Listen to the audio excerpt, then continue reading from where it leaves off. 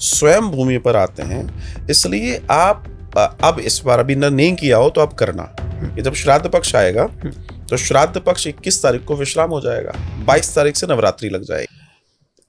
जो हमारे ये आप प्राचीन समय पुराने समय की बात करें, आज भी जिन लोगों के या जो लोग कुटुंब प्रणाली में चल रहे हैं वो आज भी इस चीज को निकल गए, वो तो कहते हैं। अब देखिए, श्राद्ध पक्ष जैसे मैं ये जो अनुष्ठान करता हूँ, तर्पण कराता हूँ, पिंडदान कराता हूँ, मेरी पूरी व्यवस्था होती है।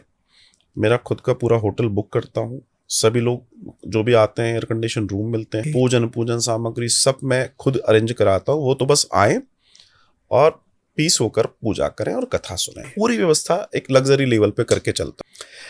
तो उसी समय क्यों कराता हूँ, उसका कारण ये होता है कि उस समय हमारे जितनी सोल्स हैं, जितने पितृ हैं, वो स्वयं भूमि पर आते हैं, स्वयं भूमि पर आते हैं।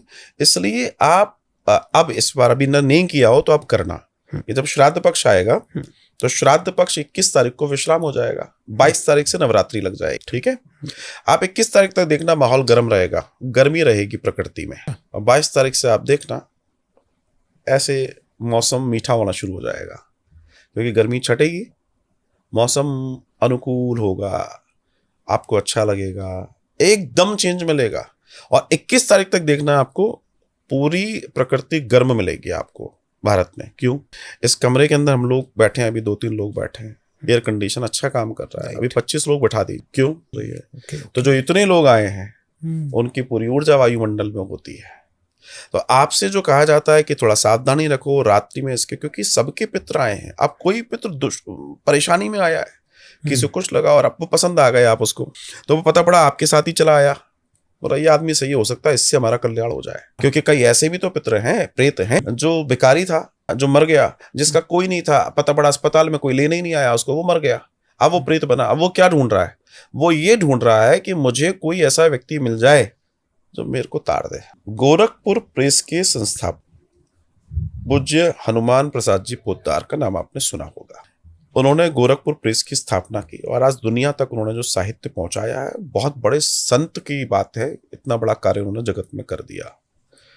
वे नाम जप करते थे, भगवान का नाम निरंतर लेते थे। ये कथा मैं कई बार कह चुका हूँ, बच्चों की प्रश्न निकला है, तो आपके व्यूअर्स को भी सिर्फ इस एक संवाद से बहुत सारी चीजें समझ में आने वाली हैं।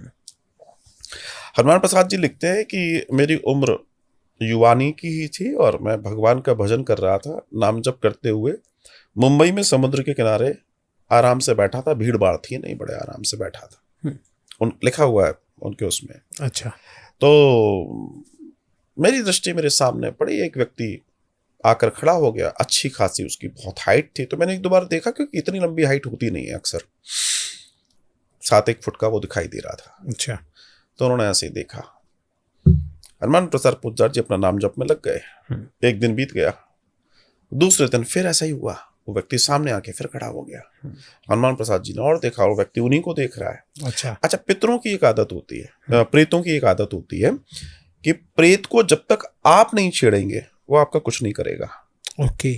अगर वो सामने खड़ा है, आपने कोई एक्शन किया तो वो रिएक्शन करेगा, अदरवाइज नहीं करेगा। किस तरीके का एक्शन? कोई भी करोगे आप। अच्छा। आप उससे पूछना शुरू करोगे तो वो हावी होना शुरू हो जाएगा, या जो भी कुछ होगा। लेकिन अगर वो सामने हो, आप चुपचाप निकल जाइए, वो आपको कुछ नहीं छेड़ेगा। ओके। आपके सामने भी आ जाए, फिर ऐसे निकल जाओ। आप कहेंगे मैं ऐसी बातें कर रहा हूँ जैसे रोज होती है, लेकिन प्रैक्टिकल बात है। अच्छा। होता है। ओके। तो होता ही है कि वो सामने आकर खड़ा हो गया। ये तीसरे दिन की घटना जब हुई तो हनुमान प्रसाद जी पूछते हैं, आप कौन है?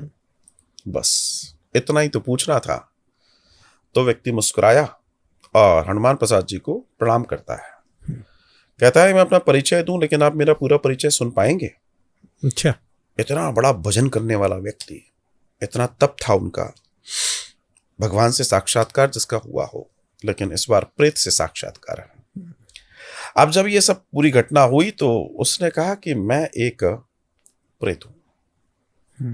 हनुमान प्रसाद जी लिखते हैं कि मेरे रोंगटे खड़े हो गए थे। वजन है, ठीक है, लेकिन एकदम सामने कोई ऐसी स्थिति आ जाए। राइट।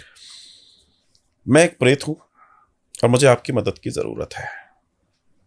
और वो व्यक्ति हिंदू नहीं था, वो यहूदी था।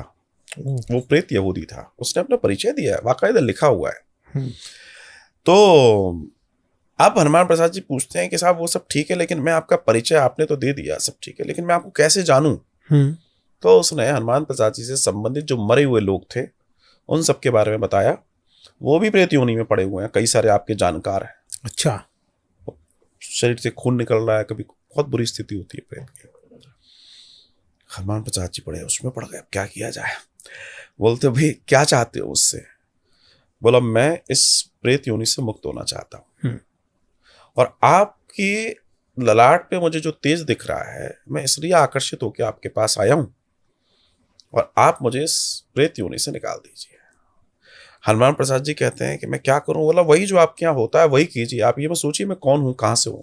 अच्छा। जो आपके यहाँ होता है मुक्ति का साधन वही है, और कहीं नहीं है। भाई हमारे यहाँ मुक्ति की बात है, राइट। जहां कब्रें हैं वहां रेस्ट इन पीस की बात है, रिप की बात है। राइट। आपने देखा होगा आजकल चूंकि अंग्रेजी बोलना और अंग्रेजी समझना दोनों में अंतर है, तो बहुत सारे लोग कोई खत्म हो जाता है तो कई बार गादी पे देखे उन्हें RIP लिख देते हैं। हाँ जी। दुख होता है देख के। अच्छा। इन बेवकूफों को ये नहीं मालूम कि RIP का मतलब क्या है। रिप का मतलब होता है रेस्ट इन पीस, कब्र में पड़े रहो आराम से। अच्छा। और अपने यहाँ क्या है, मुक्ति की बात है, इसलिए ओम शांति की बात है कि मुक्त हो जाओ। दोनों में अंतर है। शांति मतलब आत्मा की शांति, अब कोई आवागमन नहीं, हम ये प्रार्थना करते हैं। क्योंकि रेस्ट इन पीस क्यों बोला जाता है? कि वहां उनकी किताबें कह रही हैं एक दिन तुम वापस जिंदा होगे, कब्रों से उठोगे। दोनों में अंतर है ना, तो यहां इस चीज को समझना है। बोला नहीं नहीं मुझे तो मुक्त चाहिए, वो कहता है। तो ठीक है, मैं आपके लिए फिर वो सारा कुछ करता हूं। तो हनुमान प्रसाद पोद्दार जी ने उसके नाम से नाम जप कराया, गया जी में उसके नाम से पिंडदान कराया, और गया जी में ही उसके नाम से मूल पाठ कराया श्रीमद् भागवतम का। पर उन्होंने कहा था देखो भैया मैं करा तो दूंगा, लेकिन तुम्हें मुझे ये बताना पड़ेगा कि मैंने जो कराया है उसका प्रभाव तुम्हारे लिए आया या नहीं आया। उन्होंने योग्य व्यक्ति ढूंढा, उससे मूल पाठ कराया, ब्राह्मण से 7 दिन पूरा मूल पाठ चला। उसके बाद उसका हवन आदि इत्यादि हुआ। वो प्रेत वापस उन्हें मिला वहां जो समय उन्होंने निर्धारित किया था। अच्छा। और आकर बोलता है, रो रहा है कि आपने मेरा जीवन सुधार दिया, अब मैं मुक्त हो रहा हूं और मैं सदा सदा के लिए इस प्रेत योनि से मुक्त होकर जा रहा हूं, बहुत बहुत धन्यवाद। प्रामाणिक बात बता रहा हूं, मेरे साथ भी ऐसी कई घटनाएं हुई हैं, लेकिन वो घटना छपी नहीं है, इसलिए वो अलग बात है। मेरी पर्सनल मैंने देखी है कि कैसे मुक्त होते हैं, कैसे उड़ के चले जाते हैं। कथा सुनने के बाद हमने मुक्त होते देखा है, रोते हुए देखा उन लोगों को। हमें खुशी होती है कि चलो हमारे जीवन में सौभाग्य है कि किसी का भला हो रहा है। तो मेरा तात्पर्य यह है कि ये सारी घटनाएं होती हैं बनस्पत की, इनको सही रूप से करा और समझा जाए।